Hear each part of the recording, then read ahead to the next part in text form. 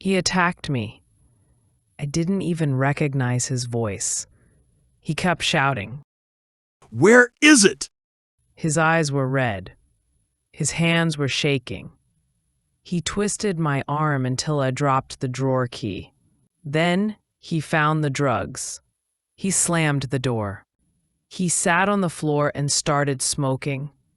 The room smelled sharp and heavy. I just stood there, holding my arm. An hour later, he was calm again. He looked at me with soft eyes.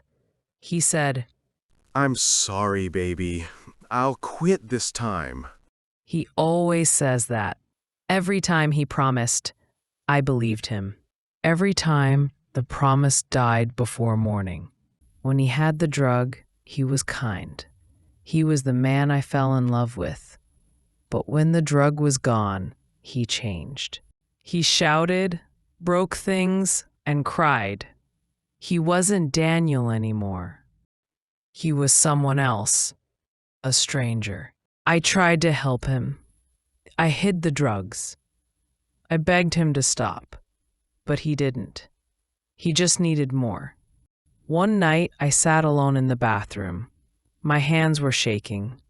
I held a small white stick. 2 pink lines. I just froze.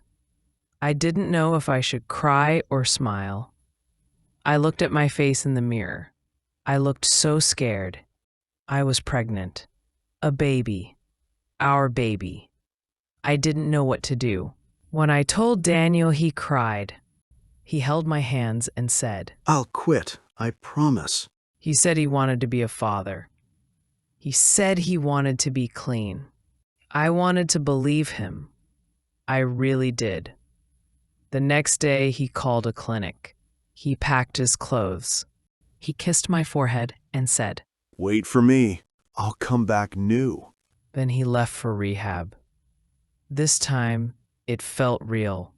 He meant it. The house felt empty, too quiet. No shouting, no crying, only silence. But I couldn't rest. Every night, I imagined him coming back clean. But I also imagined the other him, the one who pushed me to the floor, shouting for the drug. I touched my stomach every night. Sometimes I smiled. Sometimes I cried. Sometimes I thought, maybe this is not the right time. Maybe it's not the right life. I am not sure to keep the baby. It will need a father, a real father. Weeks passed. He called me sometimes. His voice sounded soft again. He said he was doing better. He said he missed me. I said, I miss you too. But my heart was still heavy. I didn't tell him how scared I was. I started thinking more. If he comes back and fails again, what will happen? What if he hurts me again? What if the baby sees it all? Days turned into weeks. Daniel finished rehab. He sent me a picture of him smiling.